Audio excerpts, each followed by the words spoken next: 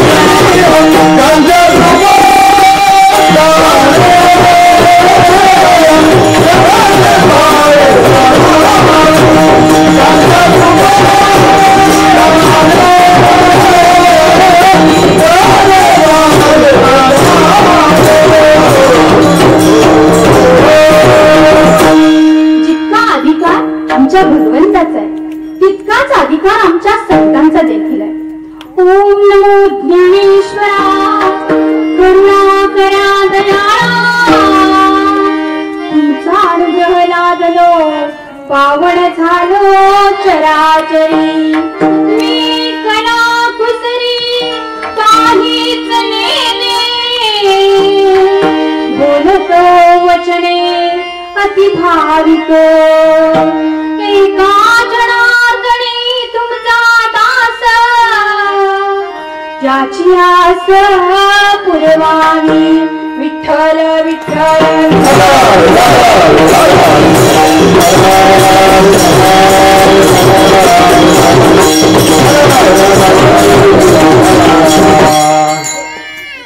रंग आना हो रंगनी रंग आना हो रंगनी देवा या हो या कीर्तनी देवा या हो या कीर्तनी देवा या हो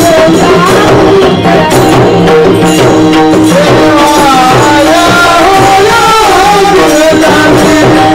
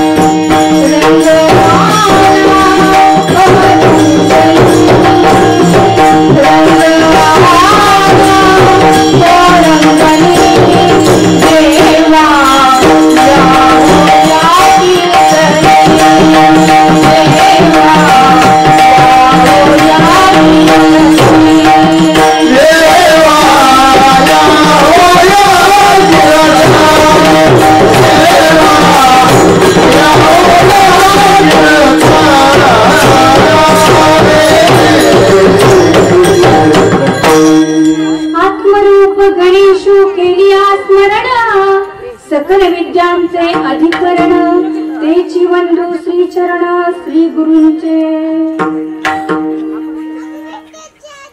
आपुलिया गीता जसे जागता आपुलिया गीता जसे जागता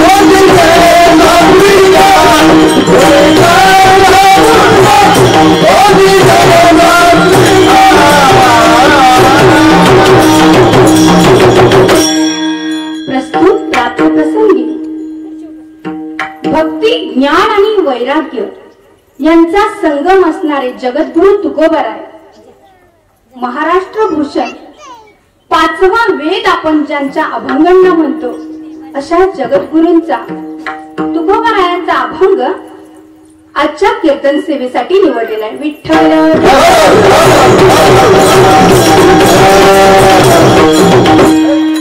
या अभंगाचं वैशिष्ट्य असं हा अभंग काही वेळेला बारशात घेतला जातो, काही वेळेला वाढदिवसात घेतला जातो, पण काही इथं जाणकार मंडळ आहेत ते म्हणतील की आज तुम्ही का अभंग घेतला. तर याचं कारण असं आहे की माता पिता धन्य कसे आहेत आणि त्यांची मुलं धन्य कशी आहेत हे जगद्गुरु तुकोबरायांनी आजच्या पिढीला जो आदर्श घालून दिलाय त्याच्यामध्ये प्रपंच आणि परमार्थ हे दोन्ही पद्धतीने कसं साध्य करावं आणि त्यांनी म्हणजे ज्यांचा श्राद्ध आहे त्यांनी कसं साध्य केलं हे या अभंगातून आज सांगायचंय. विठ्ठल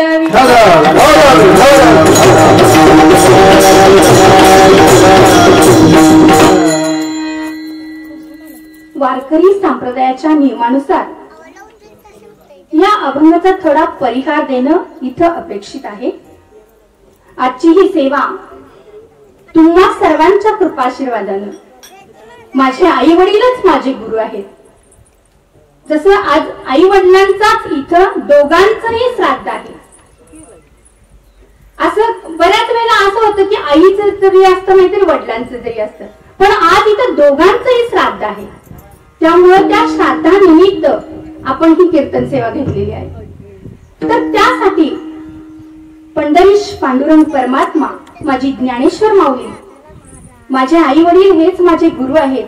आईला प्रपंच कसा करावा हे शिकवलं आणि वडिलांनी परमार्थ कसा करावा हे शिकवलं आणि त्याच आई वडिलांची इथं जसं श्राद्ध आहे त्याच आई वडिलांच्या कृपाशीर्वादानं आज मी त्या आई वडिलांची सेवा करू इच्छिते. त्याचबरोबर पकवाज वादक, पेटी वादक, विनेकरी, टाळकरी, चोपदार आणि माझ्या माता भगिनी आणि बंधू आणि तुम्ही सर्व श्रोतेजन तुम्हा सर्वांच्या चरणी ही सेवा समर्पित करते. विठ्ठल. आता थोडासा परिहार याचा अर्थ की आजच्या कार्यक्रमाचं प्रयोजन कसं आहे हे मला सांगायचं होतं की आज श्राद्ध आहे. बघा, श्राद्ध कधी घालतात हे आपल्याला अगोदर कळलं पाहिजे.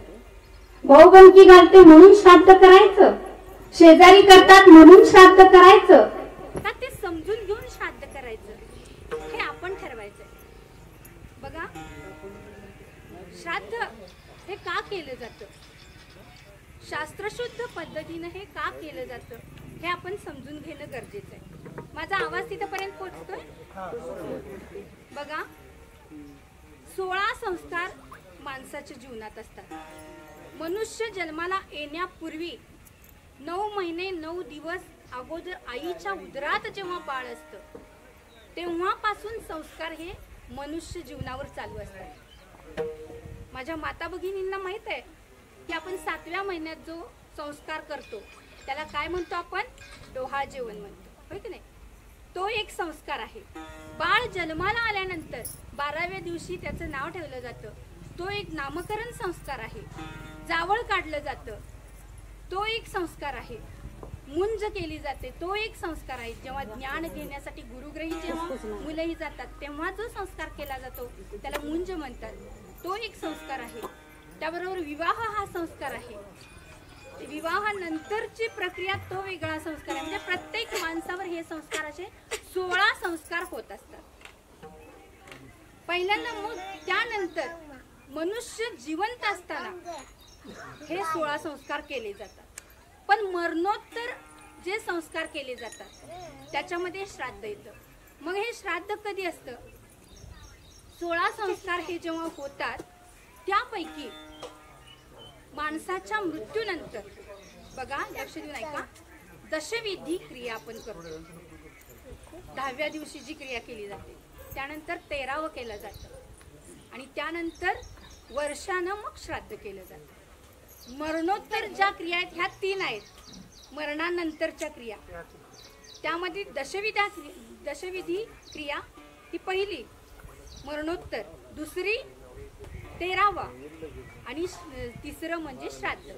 आता हे 3च, हे 13वं आणि दशविधी आणि हे श्राद्ध, हे का आहे तर 16 संस्कार जे आहेत त्यापैकी ते 16 संस्कार मनुष्य जिवंत असताना केले जातात. बघा, 16 संस्कार जे आहेत ते मनुष्य जिवंत असताना केले जातात. पण मरणोत्तर ह्या ज्या 3 क्रिया केल्या जातात ह्या कितव्या दिवसापासून? 13वं म्हणतो. म्हणजे ह्या 16 मधले 3 जर वजा केले तर 13 राहतात. त्यापैकी श्राद्ध हे वर्षभरानं केलं जातं. आता हे श्राद्ध का करतात? ह्या दिवशी काय असतं? गरुड पुराणानुसार आपल्याला माहित असेल, जेव्हा भागवतामध्ये सांगितलेला आहे तो विषय आपण थोडा परत घेणारच आहोत कीर्तनात. तर मनुष्य जन्म हा मिळाल्यानंतर त्याच्यामध्ये ह्या संस्कारांची खूप आवश्यकता असते. हे संस्कार होणं गरजेचं असतं. मग पशु पक्षी हे काय संस्कार जर करत नसतील, जी लोक हे संस्कारात वागत नसतील, नमस्कार हा सुद्धा आपला संस्कार आहे, एकमेकांना नमस्कार करतो. पंढरीच्या लोकांनाही अभिमान, पाया पडती जन एकमेका, हा सुद्धा संस्कार आहे. ज्या घरातली मुलं संस्कारित असतात ती नमस्कार करतात, हे लक्षात घ्या. कारण ह्या संस्कारांना खूप महत्व आहे. मोठ्या लोकांचे आशीर्वाद घेणं, ज्ञानी लोकांचे आशीर्वाद घेणं, आपल्या जीवनाची वाटचाल सुरळीत चालावी यासाठी नम्रतेनं त्यांच्याशी वागणं, हाच एक उद्देश त्याच्या पाठीमागे असतो. तसं आता हा श्राद्ध या दिवशी आई वडिलांच्या, आता गरुड पुराणानुसार त्याच्यामध्ये सांगितलेले चित्रगुप्त, तर या दिवशी आई वडिलांच्या समोर, आज तुमच्या आई वडिलांच्या समोर असतो आणि त्यानुसार त्यांनी केलेलं आयुष्यभराचं पुण्य, बघा आई वडिलांनी त्यांच्या आयुष्यात केलेलं आयुष्यभराचं पुण्य आणि आज सूर्यवंशी परिवार इथं जो करीत आहे, म्हणजे राजेंद्र पोपट सूर्यवंशी, रवींद्र पोपट सूर्यवंशी, राजश्री चंद्रकांत पवार, ह्या 3 बहीण भावंडांनी त्यांच्या परिवारासह हा जो सोहळा आयोजित केलेला आहे, हा सोहळा म्हणजे पुण्याची पावती आज तुमच्या आई वडिलांना तिथं मिळणार आहे. कारण त्यांनी केलेलं पुण्य अधिक तुम्ही त्यांच्या प्रित्यर्थ केलेलं पुण्य आहे आणि याला शास्त्रामध्ये खूप महत्व आहे. म्हणून हे वर्षभरानंतर जे केलं जातं त्यांच्या पुण्यामध्ये जो वाटा त्यांना तुम्ही मिळवून देता यालाच आपण श्राद्ध असे म्हणतो. विठ्ठल विठ्ठल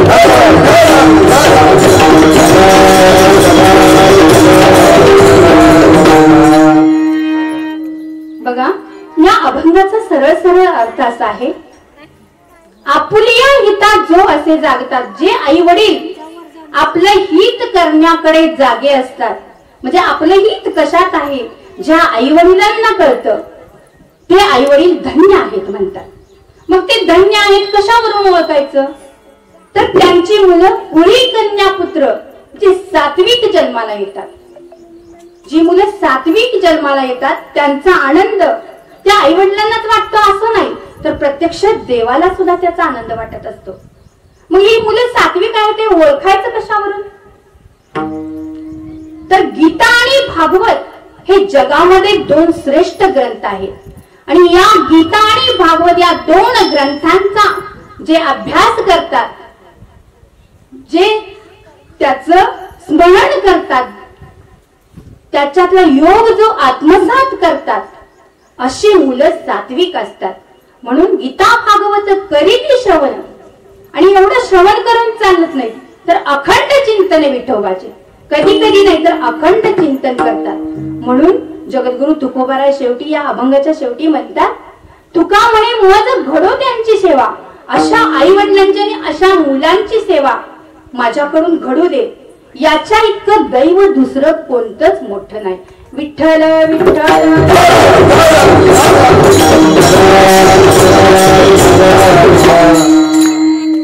आता बघा, आपुलिया हितात जो असे जागता, धन्य माता पिता तयाची. आता हे आई वडील धन्य आहेत. तुम्ही अभंग हा का निवडलाय असं जेव्हा तुमच्या मनात प्रश्न येईल, तेव्हा आज आई वडिलांचं दोघांचं श्राद्ध आहे. त्याशिवाय त्यांच्याविषयी थोडं बोलायचं झालं तर अगोदर त्यांच्याविषयी मला बोललं पाहिजे, मग आपण अभंगाचं सुरुवात करणार आहोत.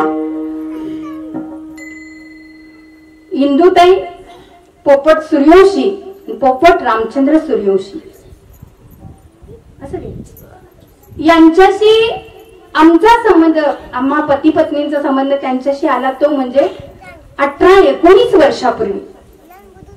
अगदी मला ते मुलगीच मानत होते दोघंही. आणि आम्ही नेहमी इकडे यायचं, ते तिकडं विट्यात असले की तिथं यायचे. पण मुलीसारखं जे प्रेम देणारे हे दोघं मला होते. कारण कर्म धर्म संयोगानं कधी कोण जाईल सांगता येत नसतं, पण त्यांचा प्रेमाचा जो हात आहे तो मात्र अखंडित आपल्या पाठीवरती असतो, हे आपल्याला विसरून चालणार नाही. मावशींनी मला एकदा प्रश्न विचारला, संसारात जर शांती मिळवायची असेल तर मॅडम तुम्ही मला काय उपाय सांगाल त्याच्यावरती.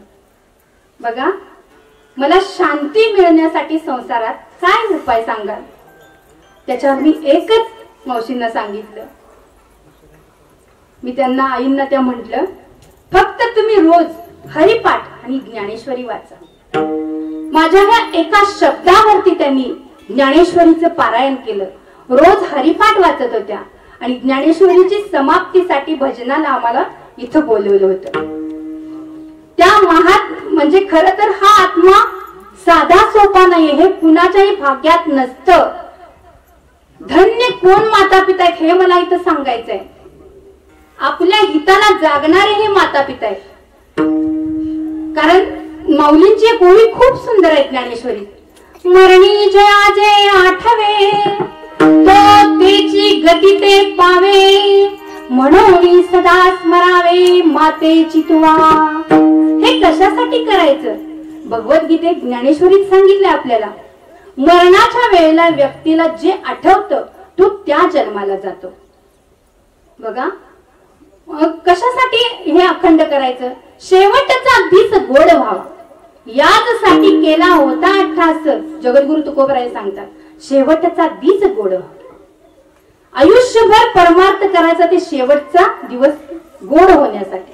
जसं आपण वर्षभर अभ्यास करतो आणि शेवटी परीक्षा देतो, तसं आयुष्यभर जे आपण सत्कर्म करतो त्या सत्कर्माची पावती आपल्याला यात मिळत असते. म्हणजे शूर ओळखावा रणी, साधू ओळखावा मरणी. बघा, शूर, एखादा व्यक्ती शूर आहे हे कसं ओळखायचं, तो रणांगणात जेव्हा लढाई करतो त्यावेळेला आपल्याला कळतं की तो किती शूर आहे. तसं मरणाच्या वेळेला साधू म्हणजे संत किंवा जे आध्यात्मिक विचार करणारे साधक असतात ते मरणाच्या वेळी कसे मरतात त्याच्यावरून साधू ओळखावं मरणी म्हटलेलं आहे. म्हणजे हे मरण हा एक सोहळा आहे हेही मला इथं सांगायचं आहे.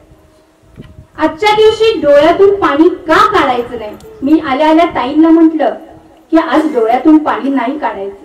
कारण का माऊलींनी आपल्याला 18 अध्यायात सांगितलेलं आहे, जे ललाटींचे लिहिले ते न मोडेगा काही केले, काळे गोरे पण धुतले पिटवणे.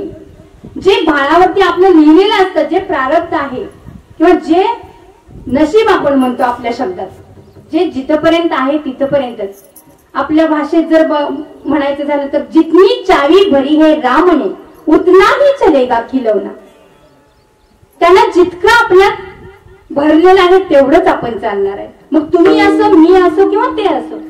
त्यामुळं डोळ्यातून अश्रू नाही ताणायचे. दुसरी गोष्ट माऊलींची सुंदर ओवी आहे, जन्ममृत्यूच्या सोहळ्या नाम म्हणो धनंजया. जन्म मृत्यूचा हा सोहळा आहे म्हणतात. बघा जन्माला आल्यावर आपण सोहळाच करतो, नाव ठेवण्याचा. नाव ठेवण्याचा नव्हे, नाव ठेवण्याचा. तो जसा सोहळा आहे तसं हा मरणाचा देखील सोहळा आहे. आणि त्यांचं मरण कुणालाही न त्रास देता दोघांनी प्राण सोडलेला आहे. याचा अर्थ त्यांचं मरण खूप चांगले आलेलं आहे. कारण दुसऱ्यांना त्रास देऊन स्वतः त्रास करून घेऊन असं मरणं त्याच्याही पेक्षा उठाउठी आपण म्हणतो की बघा चालत बोलत, आणि तशा पद्धतीनंच त्यांचं अंत झालेला आहे. वास्तविक आता या अभंगाच्या ओळीनुसार धन्य माता पिता तयाची हे सांगत असताना आपलं हित कशात आहे हे त्या आई वडिलांना कळल्याशिवाय आज इतर रवींद्र पोपट सूर्यवंशी आणि राजेंद्र पोपट सूर्यवंशी आणि राजश्री चंद्रकांत पवार या तिघांनी ह्या कार्यक्रमाचं आयोजन इथं केलं नसतं. ही तुम्हाला पुरावा आहे समोर. कुणाच्याही श्राद्धाला कीर्तन नसतं. बघा तुम्ही नुसतं जेवण घातलं की झालं.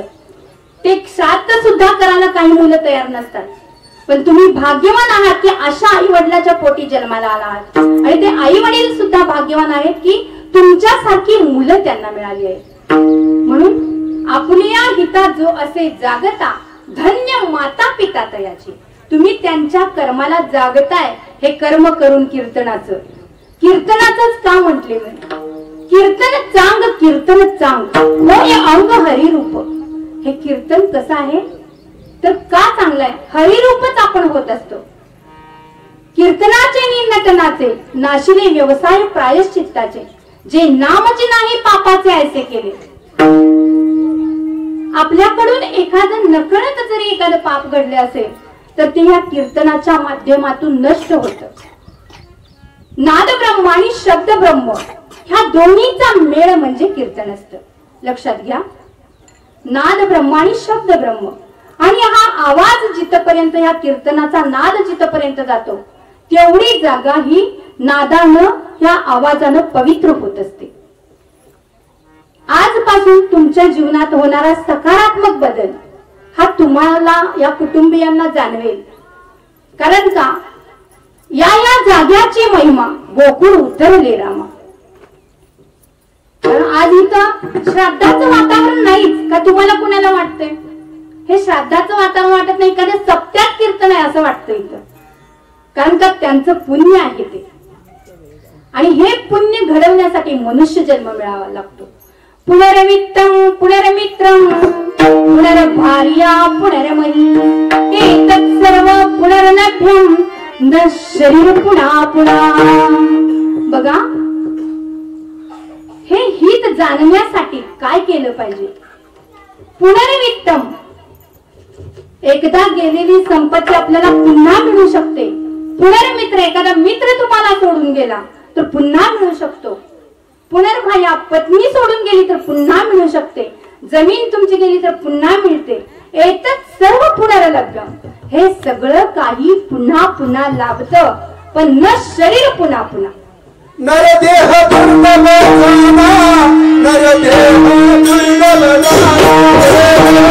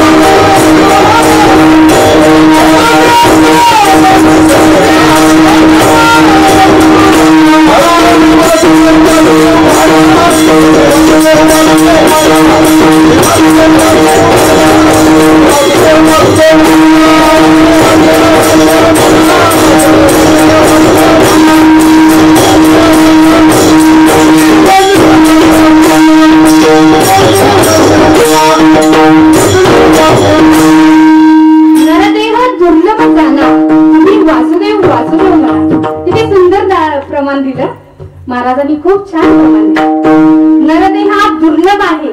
नाथ महाराज म्हणतात दुर्मिळम मनुष्य देहो देहिनाम क्षणभंगुरा.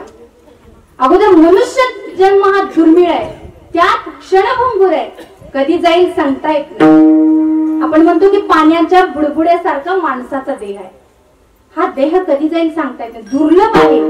अगोदर मिळणं मुश्किल आहे आणि मिळाला तरी क्षणभंगुर आहे. म्हणून क्षणिक जीवित न भरवसा न केला सहसा संत संग. या मनुष्य जन्माला आल्यानंतर दोन गोष्टी महत्वाच्या आहेत. मनुष्य जन्म मिळणं हा पहिला आणि दुसरं संत संग मिळणं हेही तितकंच महत्वाचं. बोलू नका खाली बसलेले. बघा नरदेह हा खूप महत्वाचा का आहे. या देहाला आल्यानंतर ज्यानं आपल्याला जन्माला दिलं, हात पाय कान हे त्याच्या भजनासाठी दिलेत, हे सुद्धा आपल्याला विसरून चालणार नाही.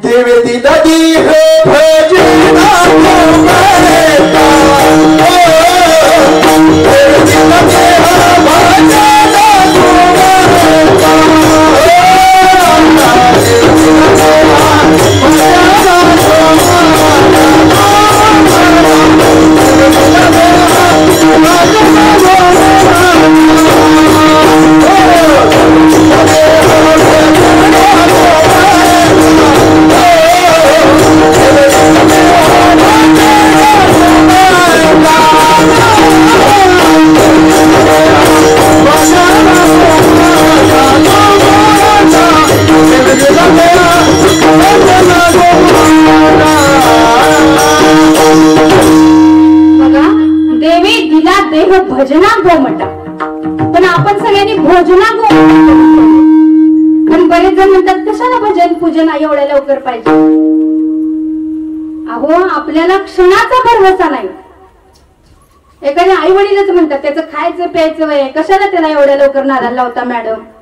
मला पण म्हणणारे काहीच नाही, पण खरं तर क्षणाचा भरवसा नाही माणसाच्या. म्हणून जगद्गुरु तुकोबाराय सुद्धा आपल्याला एका ठिकाणी सांगतात क्षणोक्षणी हाची करावा विचार, करावा विचार, तरावया पार भव सिंधू, तरावया पार भव सिंधू, भव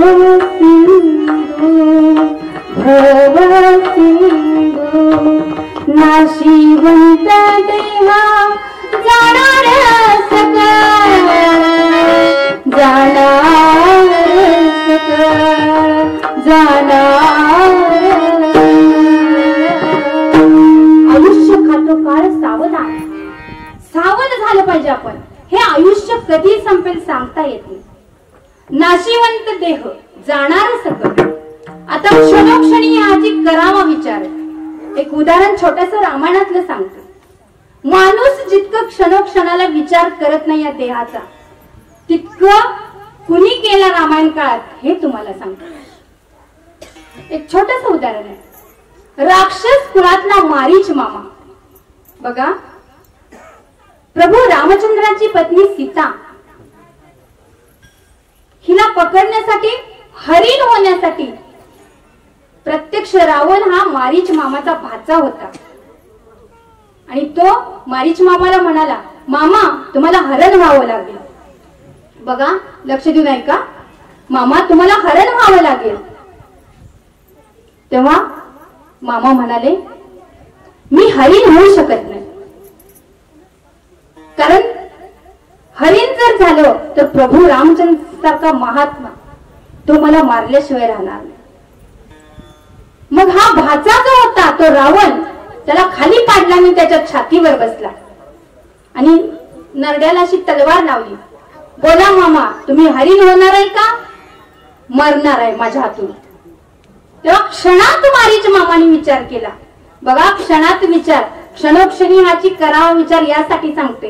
क्षणात मारीच मामाने विचार केला, ह्या राक्षसाच्या हातून मरण्यापेक्षा प्रभू रामचंद्राच्या हातून मरण आलं किती पुण्य लाभेल.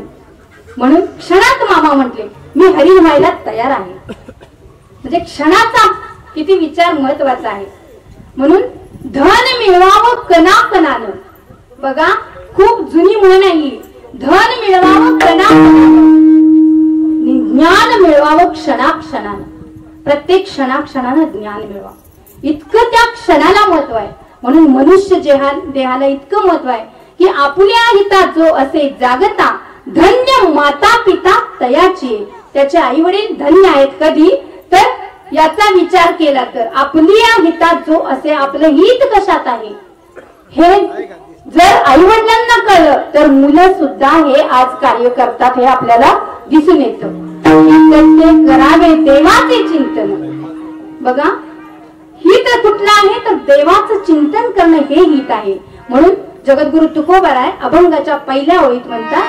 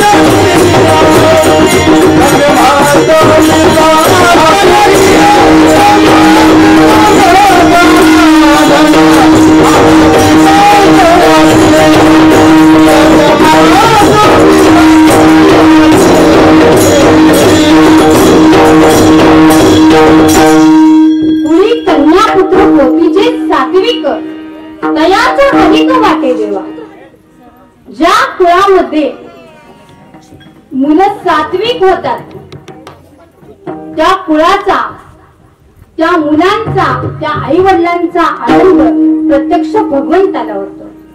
पवित्र ते कुळ पावनतो देश, जेथे हरीचे दास जन्म घेती. आपल्याला भागवतामध्ये सुद्धा नाथ राय सांगतात, भरतखंडी नरदेह प्राप्ती येतो परम भाग्याची संपत्ती. या भारत देशात जन्माला येणं. बघा भरतखंडी म्हणजे या भारत देशात जन्माला येणं हे सगळ्यात श्रेष्ठ आहे, परमभाग्य आहे. परमभाग्याची प्राप्ती आहे या देशात जन्माला येणं. तुमच्या लक्षात येईल, आपण भारत माता म्हणतो, पाकिस्तान माता म्हणतो का, अमेरिका माता म्हणतो का, नाही, पण भारताला मात्र माता म्हणतो. कारण धन्य माता पिता, ह्याच्यासाठी भारताला सुद्धा माता म्हटलंय, हे लक्षात घ्या.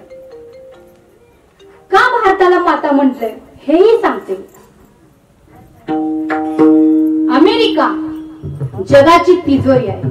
बघा, अमेरिका जगाची तिजोरी आहे. फ्रान्स फॅशन शो आहे. चीन शस्त्रागार आहे. पण माझा भारत देश देवघर आहे आणि त्या देवघरातील माणसं आपण या देवघरात राहणारी माणसं कशी असावी, आपल्याला याचा एक पायंडा घालून दिलाय जगद्गुरु तुकोबा. कोणी कन्यापुत्र होती जे सात्विक, जे कन्या आणि पुत्र सात्विक अशा भारत देशातच जन्माला येतात. सगळे संत आपल्याच देशात जन्माला आले. या भारत देशाचं महत्त्व सांगायला गेलो तर आपण भरपूर वेळ लागेल आपल्याला, पण वेळेअभावी आपण पुढे जाणार आहोत. कारण या भारत देशात जन्माला येणारे सगळे संत यांनी जी आपल्याला परंपरा घालून दिलेली आहे, ती परंपरा जपणं इथल्या कणाकणातल्या प्रत्येक जन्माला आलेल्या मुलाचं आणि मुलीचं कर्तव्य आहे. नवे नवे आपला तो स्वधर्म आहे, हे लक्षात घ्या. आई वडिलांची इस्टेट कुणीही सांभाळेल. बघा, आई वडिलांची इस्टेट कुणीही सांभाळेल, पण संतांची ही इस्टेट जे सांभाळतात ती मुलं खरी सात्विक आहेत. कुणी कन्या पुत्र, आता कन्या पहिला शब्द म्हटलेला आहे आणि नंतर पुत्र म्हटलेला आहे. अशी कन्या कोण होती? कन्या ती ऐसी देई जैसी मीरा मुक्ताबाई. संतांनी मागणं केलं, मला मुलगी दिली तर भगवंता पांडुरंग अशी दे.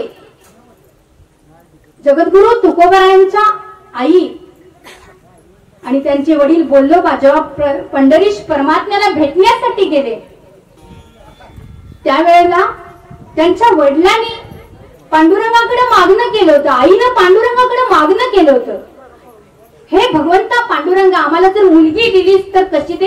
कन्या ती ऐसी देई जैसी मीरा मुक्ताबाई. आणि मुलगा दिला तर पुत्र व्हावा ऐसा हुंडा ज्याचा तिही लोकी झेंडा.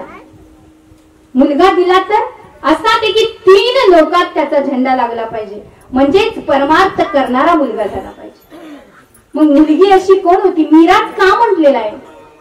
तर मीराबाई ही राजकन्या होती, साधी सोपी कुठली साध्या कुटुंबातली नव्हती.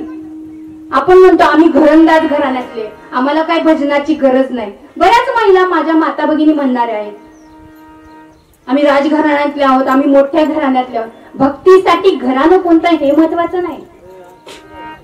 अगदी लहान, अगदी महालातला परमार्थ असू दे किंवा झोपडीतला परमार्थ असते, परमार्थ हा एकच असतो, लक्षात घ्या, सगळ्यांचा एकच आहे. मग अशी भक्ती मीराबाईनं कशी केली? हरि गुण गावत नाचूंगी मैं, हरि गुण गावत नाचूंगी, हरि गुण गावत नाचूंगी मैं, हरि गुण गावत नाचूंगी, हरि गुण गावत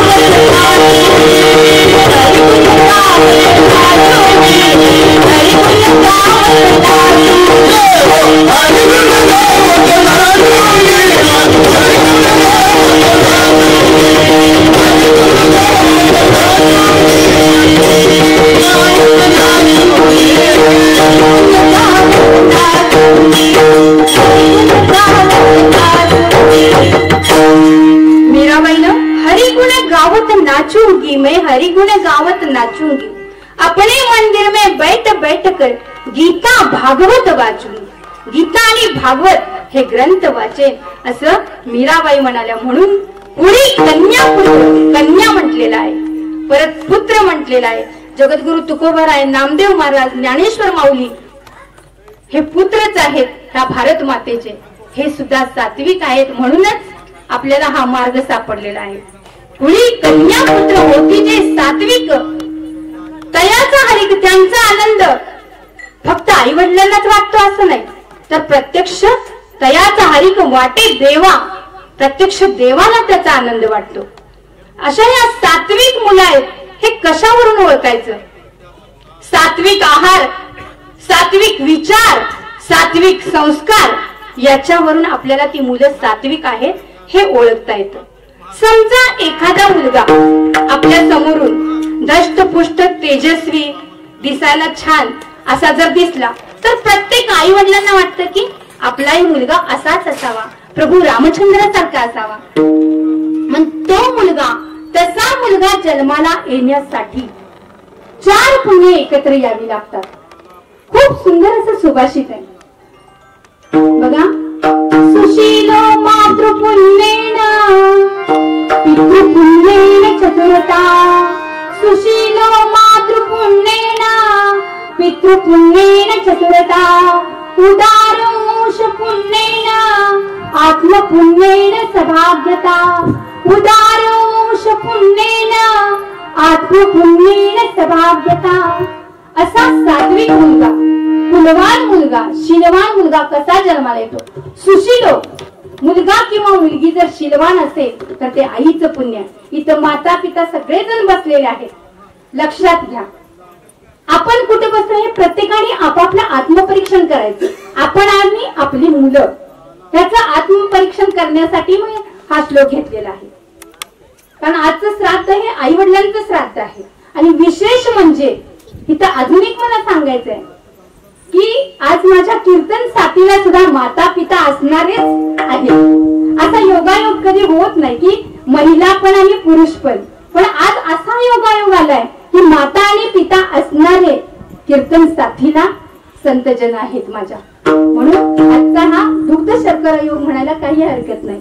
तर बघा, मुलगा आणि मुलगी जर शीलवान असेल तर ते आईचं पुण्य, चतुर असेल तर ते वडिलांचं पुण्य, उदार असेल तर ते वंशाचं पुण्य, आणि जर दैववान मुलगा असेल तर ते त्याचं स्वतःचं पुण्य. या उलट जर मुलं उन्मादित जन्माला आली, उन्मादित याचा अर्थ आपल्याला माहित आहे की आई वडिलांचं न ऐकणारी, अशी जर मुलं जन्माला आली, अहो आत्ताच्या काळात हे सांगणं गरजेचं आहे. पाठीमागं बोलू नका, पाठीमागं बोलू नका. जे काही चाललेलं काम आहे ते शांतपणे करा. बघा, आत्ताच्या काळात हे सांगणं गरजेचं आहे. आजच्या काळात उन्मादित मुलं आहेत. मी जास्त पुढे काही बोलत नाही, त्याच्यासाठी सुद्धा मला एक सुभाषित सांगायचं आहे. बांधावरचा बैल सुद्धा आपल्या मालकाची हाक ओळखतो. बघा, माझ्या शेतकरी कुटुंबातले बरेच बांधव इथं आहेत, माझ्या माता भगिनी आहेत, त्यांच्या लक्षात येईल. त्या बैलाला किंवा जनावरांना हाक मारली तर आपल्या दावणीला येऊन उभारणार ते बैल असतं किंवा जनावर असतात, म्हशी असतात. पण घरातला 18-19 वर्षाचा मुलगा बापानं हाक मारली तर ओ सुद्धा देत नाही. त्या बैलाला बापाचं महत्व कळतं, त्या बैलाला बापाची बुद्धी, हाक मारलेलं सगळं कळतं, इतकं त्या बैलाला कळतं. मग त्या मुलांना का कळू नये? अशी मुलं जी ऐकत नाहीत ती उन्मादित असतात. मग ही मुलं कशी असतात? उन्मादो मातृदोषेन पितृदोषेन मूर्खता, उन्मादो मातृदोषेन पितृदोषेन मूर्खता, कार्पण्य वंशदोषेन आत्मदोषेन कर्मदोषेन दरिद्रता, कार्पण्य वंशदोषेन कर्मदोषेन दरिद्रता. उन्मादित मुलं आईचं पाप, मूर्ख मुलं वडिलांचं पाप, कंजूष मुलं वंशाचं पाप. दान का करावं हे यातनं कळतं. बघा, उदार मुलं जर असली तर ते वंशाचं पुण्य आहे, पण जर कंजूष मुलं जन्माला आली तर ते वंशाचं पाप आहे, आणि दरिद्री मुलं जन्माला आली तर ते त्याच्या स्वतःच्या कर्माचं पाप आहे. म्हणजेच पाप पुण्य हे माणसानंच इथं करायचंय. पाप पुण्य करुणी जन्मा येतो प्राणी. पाप आणि पुण्य जेव्हा समान होतं तेव्हा मनुष्य जन्म मिळतो. जगद्गुरु तुकोबरायांनी सुंदर अशी व्याख्या सांगितलेली आहे.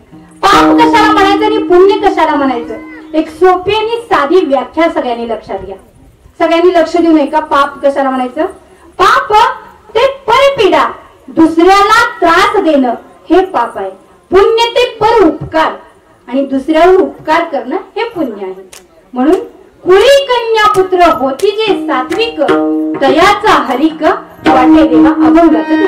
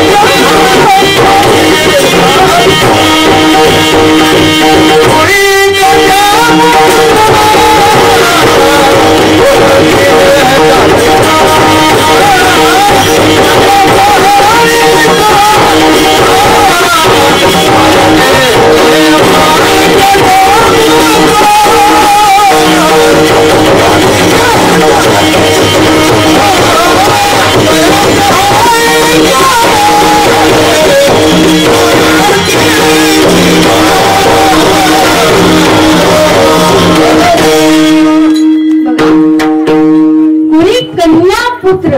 आता मगाचपासून आपण दोन बघितलं, माता पिता. पहिला माता शब्द आहे, नंतर पिता, नंतर पहिला कन्या शब्द आहे, नंतर दुसरा पुत्र आहे.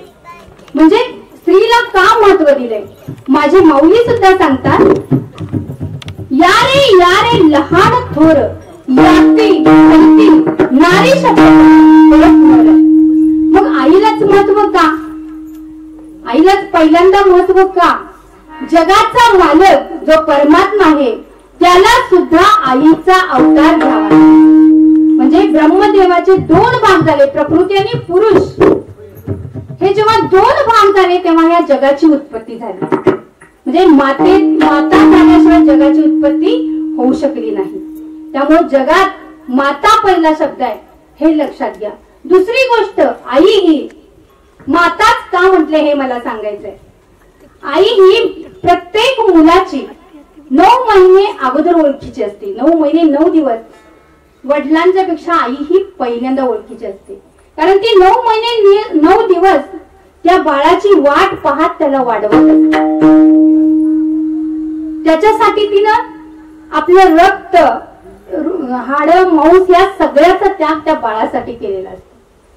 आणि मग बघा, जगात काही गोष्टी अशा आहेत की ते परमेश्वर निर्मितच आहे, त्याला माणूस निर्माण करू शकलेलं नाही. बघा, आपल्याला बाजारात गादी खाट मिळेल पण झोप मिळणार नाही. वेगवेगळं अन्न मिळेल पण भूक मिळणार नाही. लक्षात घ्या, वेगवेगळं अन्न मिळेल पण भूक मिळणार नाही. काही जणांना गोळ्या खाल्ल्याशिवाय झोप येत नाही, पण हिचं मात्र भजनात बसलं तर टाळी सुद्धा वाजवू देत नाही. अशी काही वेळेला झोप येते. भजनात कीर्तनात बसलं की माणसाला झोप यायला चालू होते. पण ही झोप सुद्धा महत्वाची आहे, हेही लक्षात घ्या. हे निसर्ग निर्मित आहे ते भगवंताची निर्मिती आहे. ह्या सगळ्या गोष्टी त्यांना दिल्याशिवाय होत नाही. एक तुकोबांचा अभंग सुद्धा आहे. कारण आईचं दूध हे कसं असतं, आईला दूध येतं, गाईला दूध येतं, कारण ही सुद्धा त्याची निर्मिती आहे. कुणी केली बाळा दुधाची उत्पत्ती, वाढवी श्रीपती सगळे दोन्ही, तो वाढवणारा तो आहे. ते बाळ जन्माला येण्यापूर्वी त्या दुधाची निर्मिती आईच्या स्तनामध्ये केली जाते. म्हणून हे गुण जे आहे ते भगवंतानं आपल्याकडे राखून ठेवलेलं आहे. आपण मात्र त्याला विसरून जातो. ते विसरता कामा नये. काय आनंद आहेत आपल्यावरती. आणि ही सात्विक मुलं जन्माला येण्यासाठी त्या दुधात सुद्धा तितकी ताकद असली पाहिजे, आध्यात्मिक ताकद असली पाहिजे, हेही लक्षात घेतलं पाहिजे.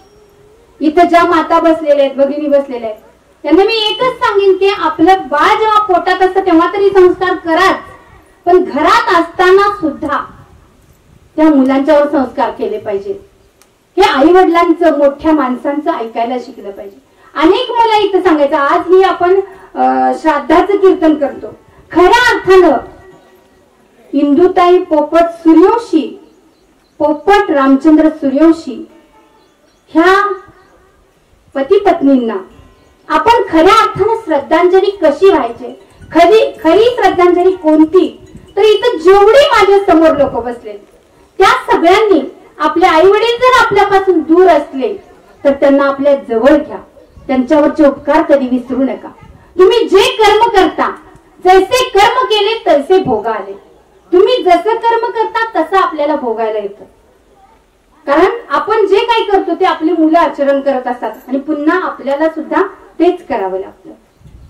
एक सुशिक्षित पती पत्नी होते. त्यांनी आपल्या आई वडिलांना सांभाळायला वेळ नाही म्हणून अनाथ आश्रमामध्ये ठेवले. त्यांचाच एक मुलगा रविवारचं भेटायला आजोबाजींना जाऊया, त्यांना आजोबाजी हे सुद्धा माहित नव्हतं, पण फिरायला जाऊया, तिथे भेटायला जाऊया असं त्या मुलाने हट्ट धरल्यावर त्या आई वडिलांनी त्या मुलांच्या आपल्या आजोबाजींना भेटण्यासाठी त्या अनाथ आश्रम मध्ये नेलं. तिथे नेल्यानंतर तिथं त्या मुलानं सगळं निरीक्षण केलं. निरीक्षण केल्यावर त्याला दिसलं की त्या माझ्या आजोबाजींच्या जवळ मोबाईल नाही, माझ्या आजोबाजींच्या जवळ मोठा टीव्ही नाही. तो मुलगा म्हणाला, बाबा आपल्या आजोबाजींच्या जवळ टीव्ही नाही, मोबाईल नाही, हे कसं इथं राहतात. कारण ह्या मुलाला इतकी सवय लागली होती की लहानपणापासून दूध जरी त्याला पाहिजे असलं तरी आईनं मोबाईल दिला की बटन दाबल्यासारखं खटकन ते शांत व्हायचं. इतकी त्या मोबाईलची सवय त्या मुलाला लागली होती. आणि तो मग अनाथ आश्रमामध्ये बघितला आणि म्हटला की माझ्या आजोबाजींना बाबा त्यांना टीव्ही नाही, मोबाईल नाही. तुम्ही जेव्हा म्हातारे होईल त्या मुलाचं आता उत्तर आहे का. त्याच्या आई वडिलांनी सांगितलं, अरे इथं आपल्याला देता येत नाही, सगळे बाकीचे आजोबाजी असतात, आपलेच तेवढे आहेत असं नाही. तर त्या मुलानं सांगितलं, लहान मुलानं, बाबा तुम्ही जेव्हा या आश्रमात याल तेव्हा तुम्हाला मी आयफोन घेऊन देईल आणि मोठा टीव्ही घेऊन देईल. म्हणजे त्यानं काय बघितलं, आपल्या आई वडिलांनी आजोबाजींना आश्रमात ठेवलेलं पाहिलं आणि तोही तीच क्रिया करण्याच्या वाटेवर होता. म्हणजे जसं कर्म केलं तसं भोगाला येतं. म्हणून कुणी कन्यापुत्र सात्विकच झाले पाहिजे आणि सात्विक आहे ही ओळखण्याची खूण म्हणजे अभंगाचा तिसरा.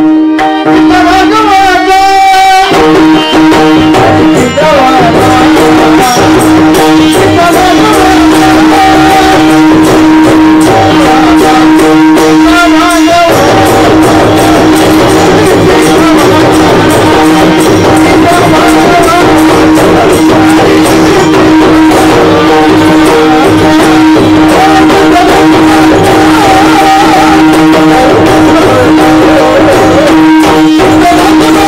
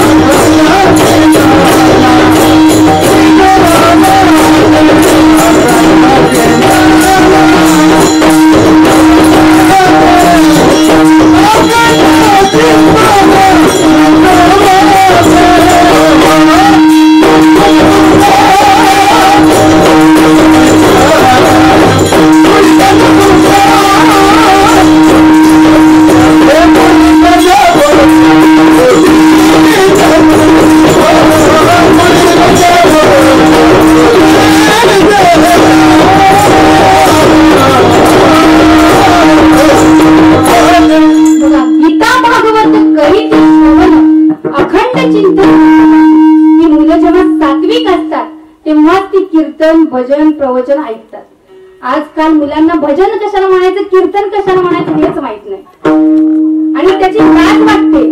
काही मुलांना नमस्कार करायचं देवाला लाज वाटते.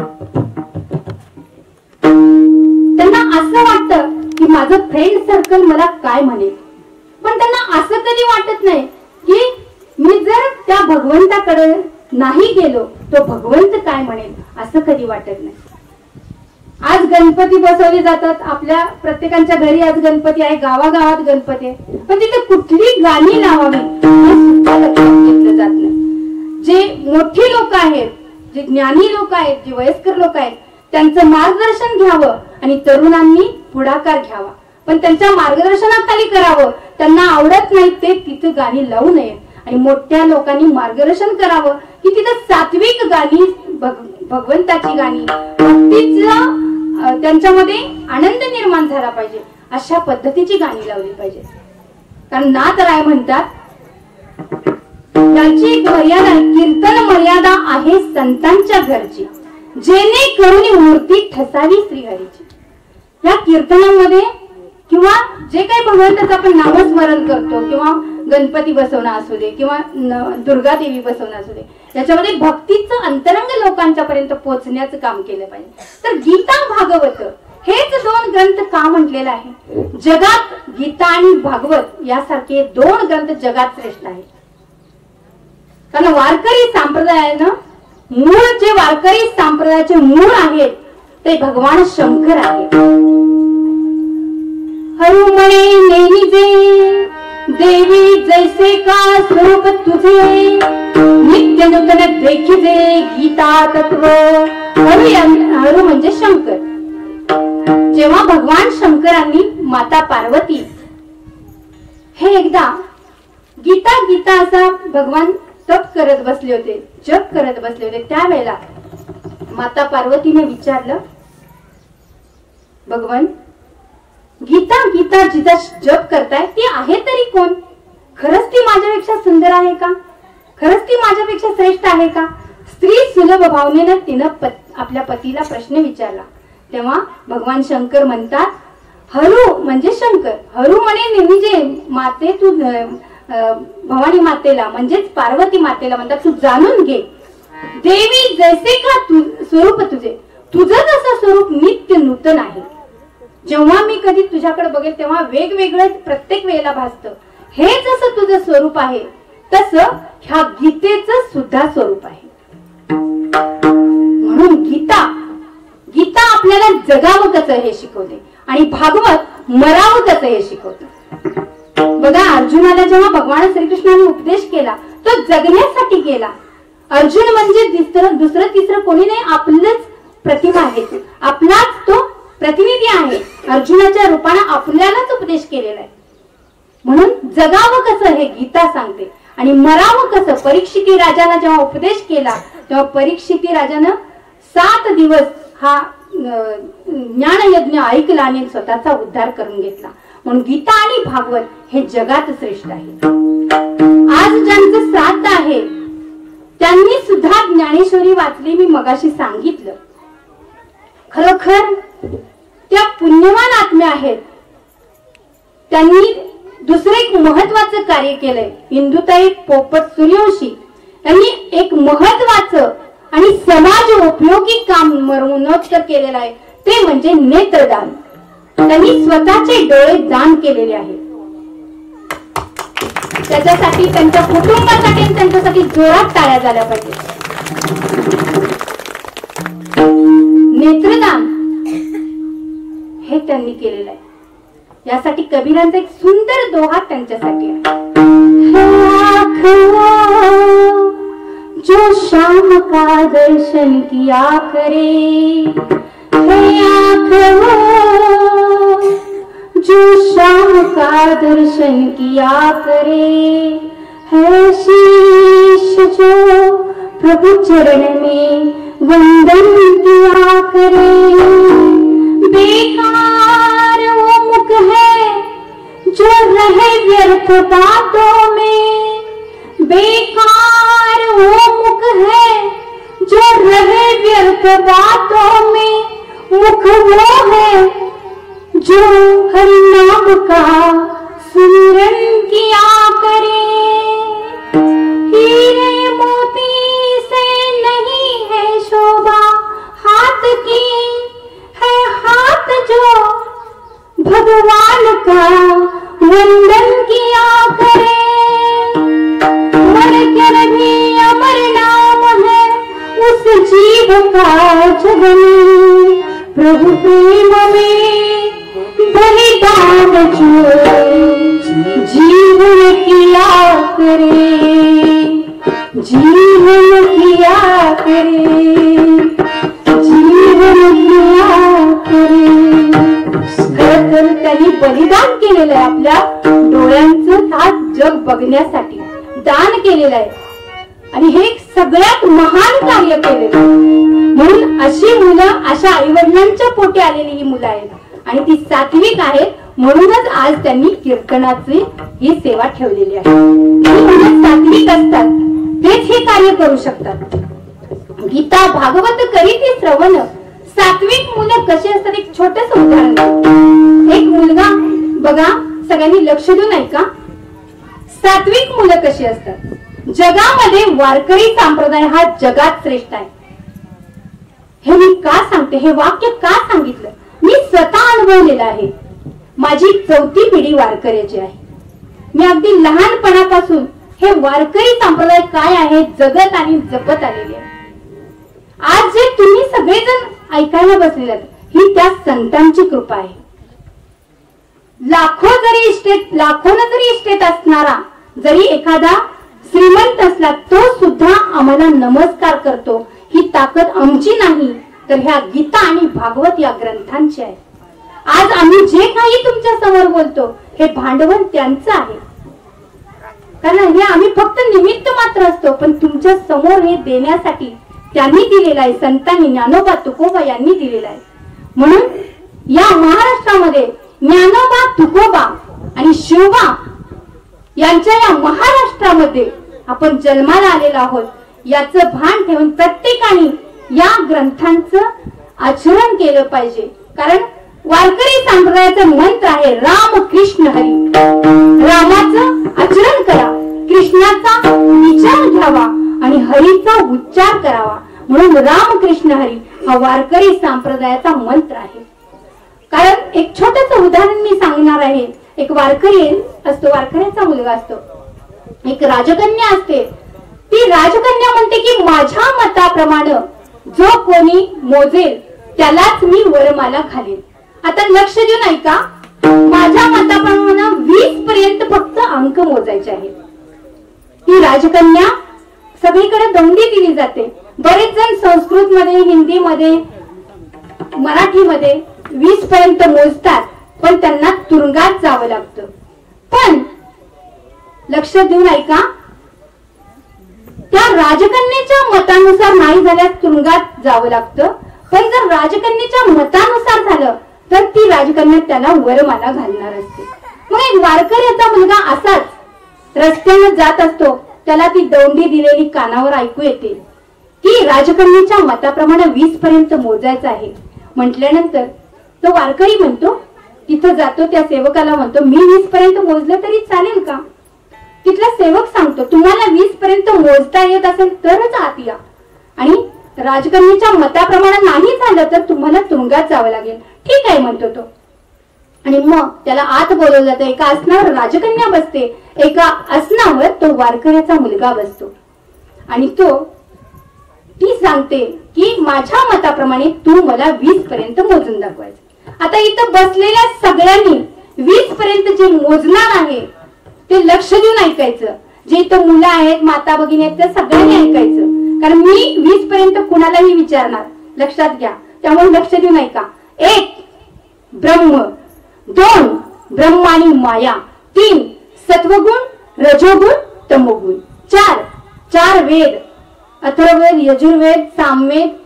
आपल्याला माहित आहे की ह्या 4 वेद, 5 पंचमहाभूत, 6 शास्त्र, 7 सप्त ऋषी, सप्त स्वर, सप्त समुद्र, 8 अष्ट वसु, 9 नवविधा भक्ती, श्रवण, कीर्तन, अर्चन, वंदन, पाठ, सेवन, आत्मनिवेदन, स्मरण, ह्या सगळ्या हे जे 9 विधा भक्ती ते 9, 10 दशदिशा, 11 रुद्र, 12 राशी, आपल्याला माहित आहे मेष राशी, भविष्यातले ते राशी, मिथुन, कर्क वगैरे, 12, 13 धनतेरस, 14 विद्या, 15 तिथी, 16 शृंगार, 17 तत्व, 18 पुराण, 19 तू, तो राजकन्याला म्हणतो 19 तू आणि 20 मी.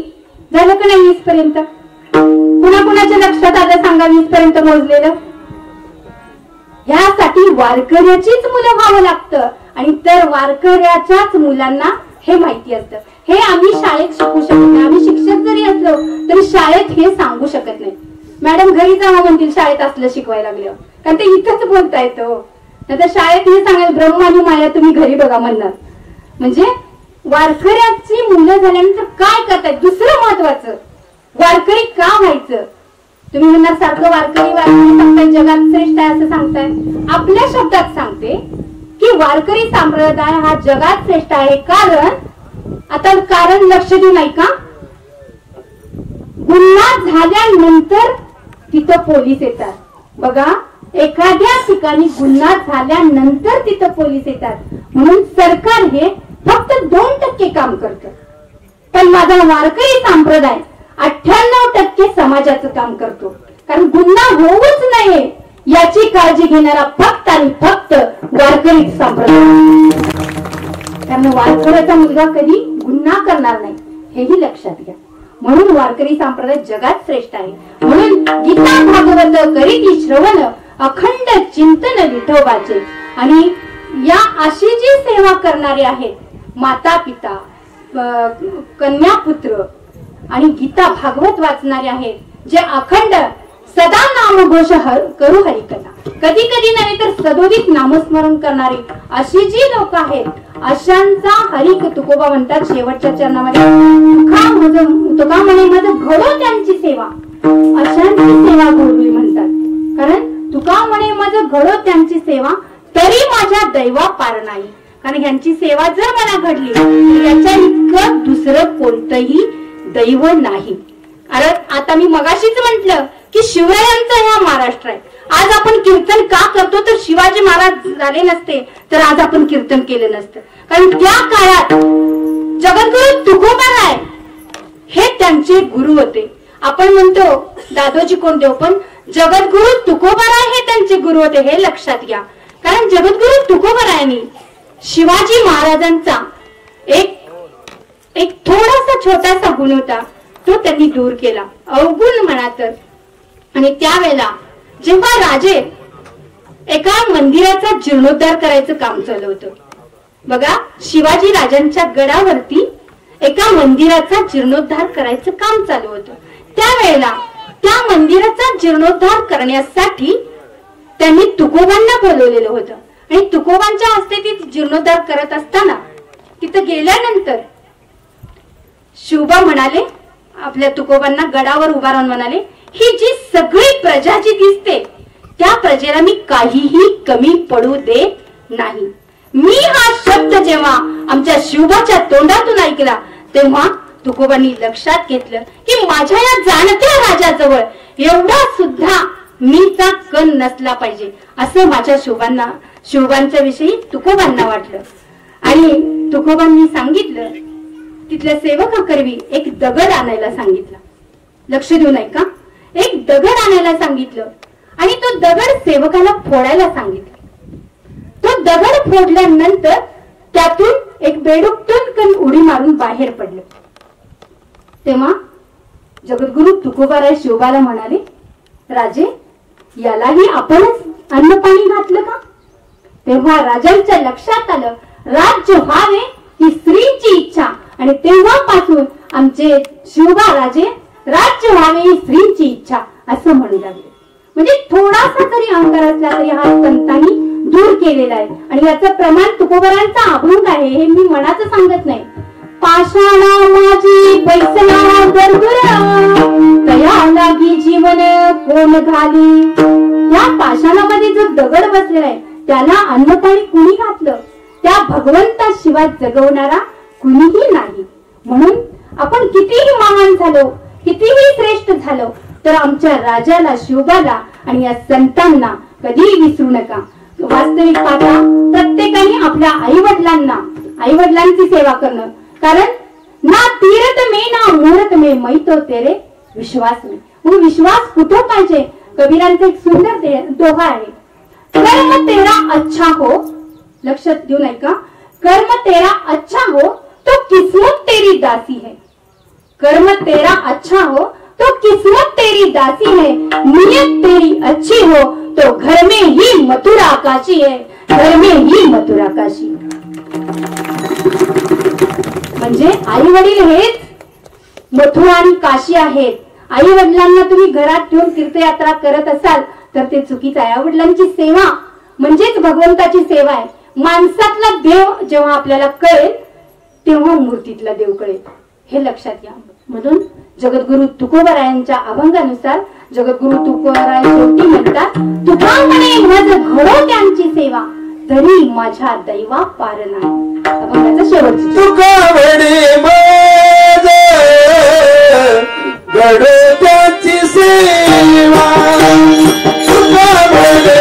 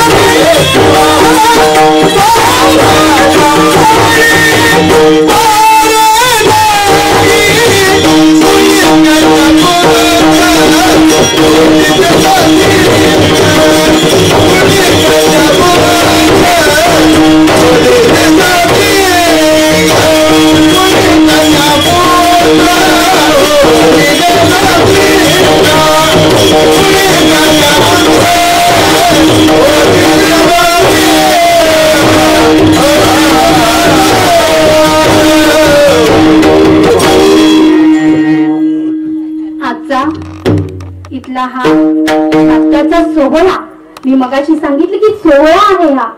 जन्म मृत्यूच्या सोहळीया ना न म्हणो धनंजया. माऊलीने आपल्याला ज्ञानेश्वरीत सांगितल्याप्रमाणे हा सुद्धा सोहळा आहे. हा श्राद्धाचा जो सोहळा चालू आहे, या सोहळ्यामध्ये त्यांचे कुटुंबीय, खर तर या अभंगाच आपण जे वर्णन केलं ते या माता पित्यांच्यासाठी केलेलं आहे. कारण आपुल्या हिता जो असे जागता, धन्य माता पिता तयाची. कुळी कन्या पुत्र होती जे सात्विक, तयाचा हरित्र वाटे देवा. गीता भागवत करीती श्रवण, अखंड चिंतन विठोबाचे. तुका म्हणे मज घडो त्यांची सेवा, तरी माझ्या दैवा पार नाही. खरोखरच आजचं हे सूर्यवंशी कुटुंब, इंदुताई पोपट सूर्यवंशी आणि पोपट रामचंद्र सूर्यवंशी यांचे 2 पुत्र आणि कन्या, रवींद्र पोपट सूर्यवंशी, राजेंद्र पोपट सूर्यवंशी आणि राजश्री चंद्रकांत पवार, ह्या कुटुंबियातील यांनी आपल्या परिवारासह हा जो कीर्तन सोहळा आरंभलेला आहे, हा त्यांच्या प्रित्यर्थ आज आपण ही आजची सेवा त्या माता पित्यांच्या चरणी अर्पण करत आहोत. अर्पण करण्यापूर्वी मला एकच संदेश द्यायचा की प्रत्येक इथं असलेल्यांनी आपल्या माता पित्यांना कधीही अंतर देऊ नका. त्यांची सेवा सदोदित आपण आहे तोपर्यंत करा. काहीही आयुष्यात तुम्हाला कमी पडणार नाही, हे लक्षात घ्या. ही सेवा त्यांना समर्पित करण्यापूर्वी त्यांनी जे नेत्रदान केलं, इंदुताई पोपट सूर्यवंशी यांनी जे नेत्रदान केलेलं आहे, त्याचबरोबर आजचा हा कीर्तन सोहळा उगीच नाही त्यांच्या भाग्यात आला. कारण इंदुताई यांनी ज्ञानेश्वरीचं पारायण आणि हरिपाठ या दोन्ही ग्रंथांचं जे वाचन केलं ते माझ्या शब्दाला मान देऊन त्यांनी केलं आणि त्याचं परिपूर्णता केली. त्याच्यासाठी त्यांनी भजन केलं आणि त्या ग्रंथाची समाप्ती केली. हे म्हणजेच मला इथं काय सांगायचं, मनुष्य जन्माला आल्यानंतर एकदा तरी ज्ञानेश्वरी माणसानं वाचलीच पाहिजे. इथे जेवढे बसलेले आहेत त्यांनी हरिपाठ आणि ज्ञानेश्वरी वाचल्याशिवाय कधी प्राण सोडू नका. कारण गुरु हा संत कुळीचा राजा, गुरु हा प्राण विसावा माझा, तरच आपल्याला आपल्या सुद्धा प्राणाला विसावा मिळेल हे लक्षात घ्या. म्हणून ही सेवा समर्पित करण्यापूर्वी इंदुताईंच्या चरणी एक छोटेसे 2 ओळी म्हणणार आहे. माय भवानी तुझे लेकरू कुशीत तुझी आई सेवा मानून घे आई सेवा मानून घे आई सेवा मानून घे आई.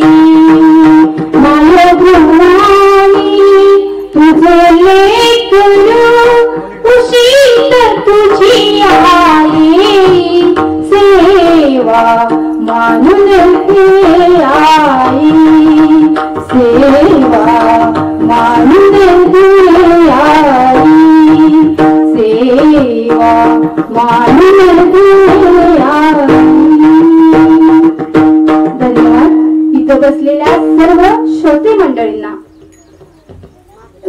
सर्व व्यासपीठावरील मान्यवर भाऊ सुद्धा आलेले आहेत, तिथं सदाभाऊ सुद्धा आलेले आहेत, त्या सर्वांच्या चरणी ही सेवा अर्पण करीत असताना माझ्याबरोबर साथीला असणारे पेटी वादक, पखवाज वादक, टाळकरी, विनेकरी, चोपदार आणि तुम्ही सर्व श्रोते मंडळी, तुम्हा सर्वांच्या चरणी ही सेवा समर्पित करते आणि मी माझ्या वाणीला इथं पूर्णविराम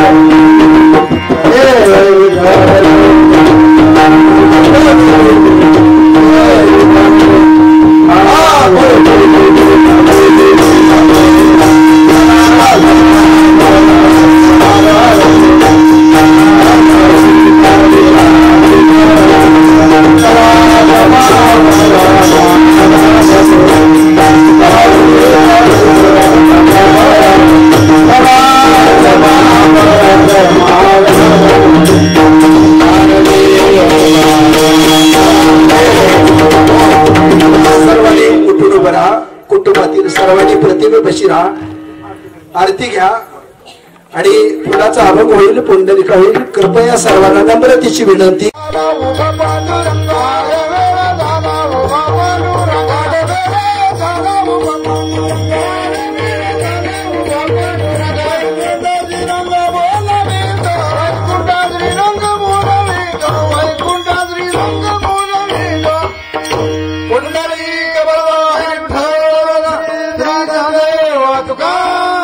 पंढरनाथ भगवान माऊली ज्ञानेश्वर महाराज, जगद्गुरु तुकाराम महाराज, शांती ब्रह्म एकनाथ महाराज की जय. आरती राजा मानो वेला माता जो परिणाम जगी काज कोणी अवतार नावा वेले जाणे आरती राजा महादैवत देवा देवता मानो वेला माता आरती राजा प्रगा विश्व ब्रह्माजी चला